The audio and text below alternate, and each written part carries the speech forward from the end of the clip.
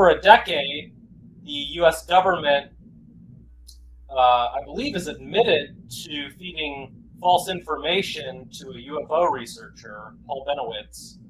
And Mike's here to tell us a little bit more about that. He didn't start out as a UFO researcher, though, did he? He just was like I don't. Hey guys and dolls, welcome back to my channel. And I never have this quite right, do I? Nope, sure don't. Okay, if you're new here, how you doing? I am here with more disclosure. I'm going back in time a little bit, but before we start on the disclosure story about the secret base at Dulce, I want to say, and I'm going to start this off, I'm going to start all my videos off like this. If you want to know more on what's going on with this little suicide concoction, please think about checking out my podcast, Solar Sister, The Power of No Will Set You Free. That's the name, and I'm on Spotify. So please think about going there to check it out if you want to stay updated, if you want to keep hearing the truth. Because right now, like I said in my previous video, they are going to start just shutting anybody or anything down that is actually telling the truth about what is actually happening right now. So that's all I'll say. And without further delay, let's get into the secret base at Dulce. Okay, so since the 1960s, the US government and military have been involved in discovering caverns hidden under the desert in the Southwest. They have also been very active in creating underground cities and bases. That's right, underground cities and bases. Cities. One of the more dramatic scenarios involves one of the underground bases near the town of Dulce, New Mexico. The first base came to prominence when UFO researcher Paul Bennewitz, okay, that was his name, Paul Bennewitz, accidentally discovered it. He was a US private scientist who had a small defense company of his own. He did contract work for the US military in the 1970s.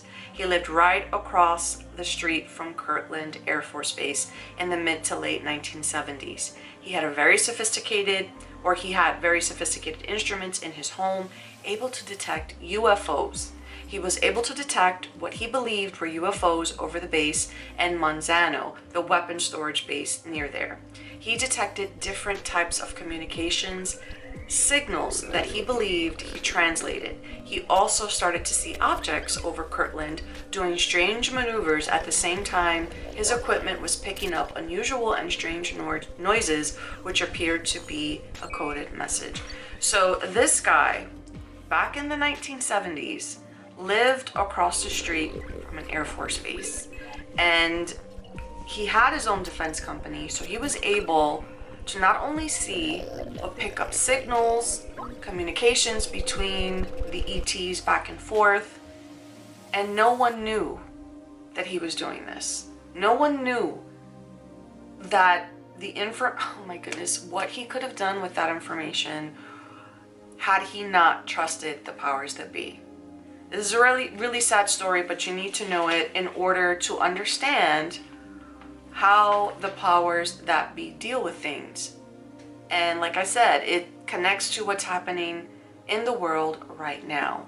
Because if they're lying and have been hiding these extraterrestrials, communication with them, the back and forth with military, all the military things that they have, technology, all the military technology, the advanced technology that they have in the military, if you're wondering where it came from, it didn't come from us. No earthling was able to we could have in time been able to have all that advanced technology, but because of the fact that we've been in contact with these ETs for so long, giving these ETs free reign over the earth to take us, mutilate us, you know, strip us of DNA, share our DNA. This is what the military and the government has allowed them to do. So that's why we have such advanced technology with things like this. Okay, so let me continue. He believed the messages he was picking up was communication between the ETs. or the ET crafts. So he began to dig into the issue deeply. He had a master's in electrical engineering, and he learned a tremendous amount about these ETs. He foolishly and very naively alerted the American government about what he had gleaned from all his monitoring. He wrote letters to Ronald Reagan, Satan himself, okay? Ronald Reagan, and alerted the Air Force in Kirtland. Oh my God. So all that information that he got, that he could have kept just, you know, oh my goodness, he alerted the US government. Oh my God. He then started filming the objects he was seeing with an 8mm camera.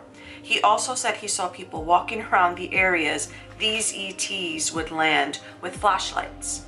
Because he let the US government know what he found, he was immediately seen as a threat to national security. Of course he was. He then began to work with an intelligence official, Richard Doty.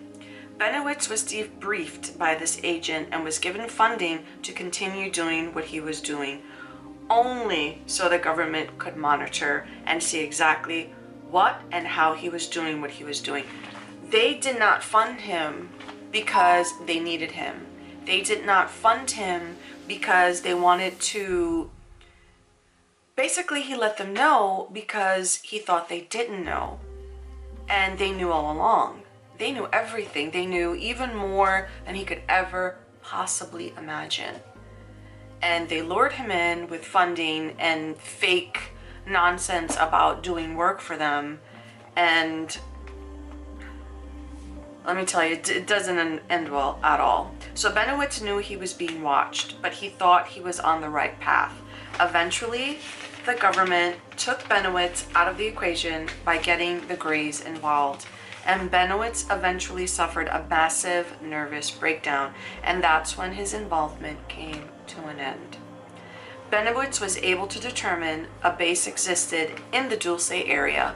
Communications was going on between extraterrestrials, and he even was able to get photographic evidence of the ET's vehicles.